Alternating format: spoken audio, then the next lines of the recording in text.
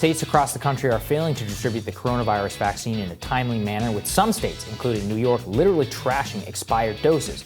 Last night, Joe Biden laid out his administration's plans to expedite that vaccine rollout.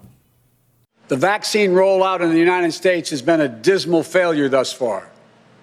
Tomorrow, I will lay out our vaccination plan to correct course and meet our goal of 100 million shots at the end of my first 100 days as president.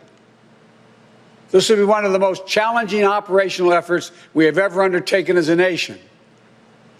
We'll have to move heaven and earth to get more people vaccinated, to create more places for them to get vaccinated, to mobilize more medical teams to get shots in people's arms, to increase vaccine supply, and to get it out the door as fast as possible. We'll also do everything we can to keep our educators and students safe, to safely reopen a majority of our K through 8 schools by the end of the first 100 days. Democratic strategist, better known as the maestro, Roger Fisk, and co-host of the Realignment podcast, Marshall Kozlov, both join us to discuss Biden's plan. Great to see you guys. Good to see you guys. Good morning. Thanks. Roger, let me start with you on this. Biden is not actually known particularly for like managerial excellence. However, he's brought in some people who are known in that regard, Ron Klain in particular, to sort of spearhead the vaccine distribution. How high should we be getting our hopes right now that things are going to go dramatically smoother under a Biden administration than they have under Trump? Well, first off, good morning. Thanks so much for having me, and it's wonderful to be here with Marshall. You know, we all know that government is quite glacial, essentially by definition, right? So I think the idea that there's going to be some fundamental change in the dynamic in the first 30 or 60 days is kind of a reach, because it just takes a while for that kind of new water to get into the hose. But I do think a new sense of urgency about it, and then also just a sense of command and control. I always try to not necessarily take swings at the current occupant in at least my first answer, but I think it's fair to say that there's been a complete vacuum of leadership, especially in the last 60 or 90 days. And if you look at the way the president refers to the effort around this, he's pushing it to the states. Then you look at Governor DeSantis, he says it's not a state role, we're pushing it to the hospitals. I guess the hospitals could push it to the nurses, and the nurses could push it to the interns. This is a game of hot potato right now, and I don't even know why some of these folks want these jobs if they don't want to step up and do this important work. You look at what Ron Klain did around the Zika virus and things like that, and I do think there's a capacity there to look at this in both a short and medium term way and also a long term way, which is, you know, what do we want to get done in the first 100 days? I think the 100 million shots thing is obviously kind of a reach goal, but I think that's important because it just fundamentally reorients the entire federal bureaucracy around a sense of urgency and around a sense of accountability. Yeah, I mean, Marshall, from my perspective, that is the biggest failure currently with the Trump administration, which is by focusing on Stop the Steal, they dropped the ball completely whenever it came to the vaccination plan, national vaccination, daily updates. I mean, there's so many different things that could have been done here.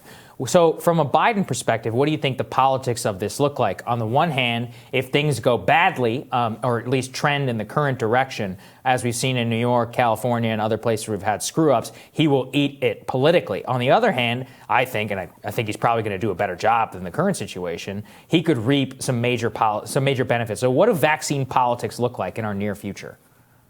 Yeah, so people aren't going to judge Biden on his literal ability to distribute 100 million vaccines.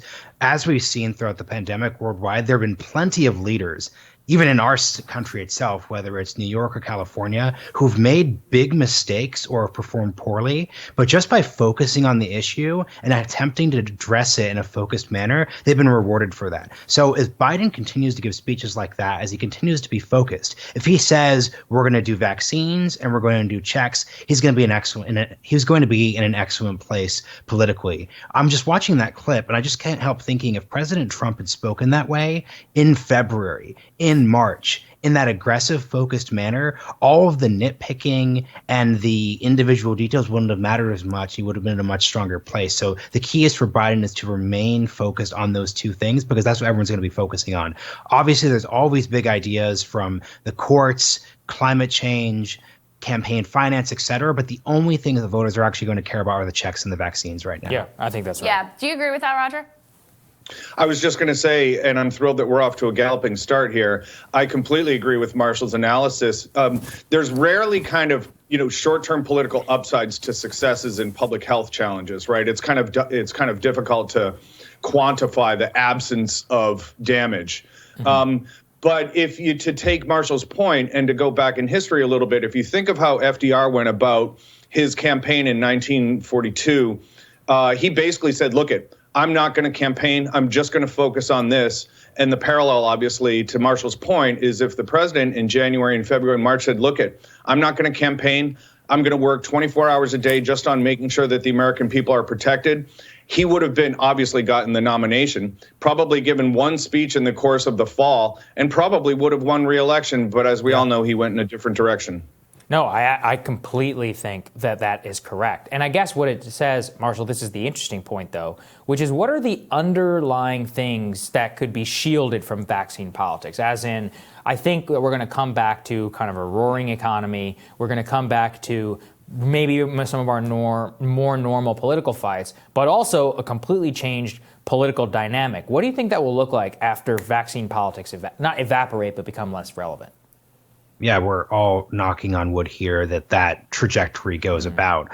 What you're looking at is a situation where the gridlock in Congress is actually going to serve to President Biden's advantage. In that situation, the big things that everyone would be focused on, economic stimulus, the vaccination procedure we're all talking about, those are largely popular things that a large degree of moderates, maybe not, more conservative senators are going to have to go along with. And then if nothing else gets done, you can basically coast to the midterms because the big things everyone's going to care about are going to be focused there. And because Biden has consistently refused to engage in Twitter fights or social issues that are very destructive, it's going to leave it very difficult for Republicans to find a direct avenue of attack. Once again, there's all sorts of dunks that you could have against Joe Biden, but this really could be a case, once again, if you're on his side, knock on wood, where his specific temperament and his focus and his background over 40 years of politics would actually help him in this specific situation. Yeah, I think that's right. All right, guys, stick with us. More Team Rising right after this.